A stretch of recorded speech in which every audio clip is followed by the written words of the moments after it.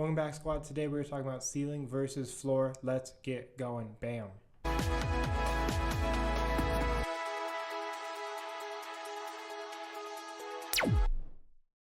How we doing, squad? Welcome back. Like I said, today we're talking about ceiling versus floor. Let's get rolling. So a fantasy football ceiling is basically just the best possible outcome a player could have in a given week, right? So this is the highest of highs of their points. A fantasy football floor is typically the worst they could do on a given week. So when a player is being typed as having a high ceiling, they have the potential to score a lot of points, right? So think like a Jamar Chase, a Tyreek Hill, someone like that who could hit those 40, 50-digit points in a given week. A high floor is someone who may not necessarily win you your week, but they definitely won't lose you their week. Usually they have a pretty safe floor where they will get a minimum amount of points on a given week.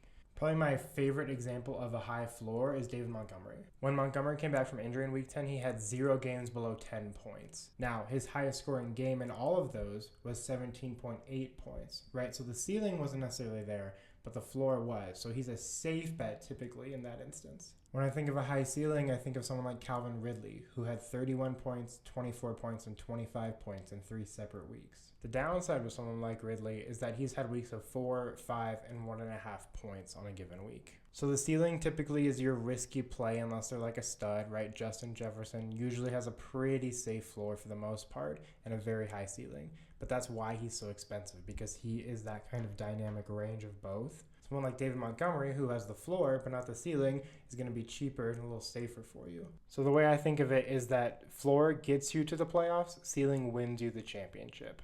So the problem with this is when the floor gives out, right? So if you look at like a Stephon Diggs, right? On paper, Diggs was going to be really good this season. He has Josh Allen throwing to him. He's in a good Bills offense. He did great last year, right? Seems like a pretty safe floor play. Well, he had 6 games below 10 fantasy points this year. So the floor kind of shot from under his feet in that situation. And right, that's the risk. And that's when I'm going to use Gabe Davis. So that leads us to my favorite example. And by favorite, I mean the worst example, Gabe Davis.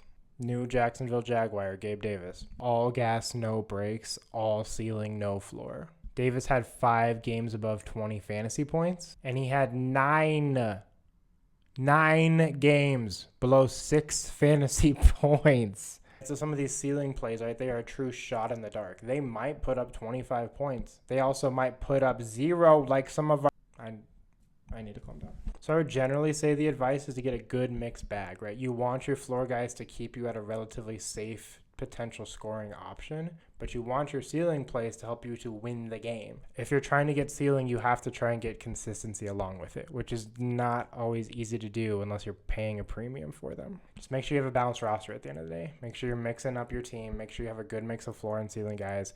Generally, you're going to be just fine. Thanks for watching, guys. Check us out on Twitter. Check out our other YouTube videos. We got a lot more coming. Stay tuned. Peace.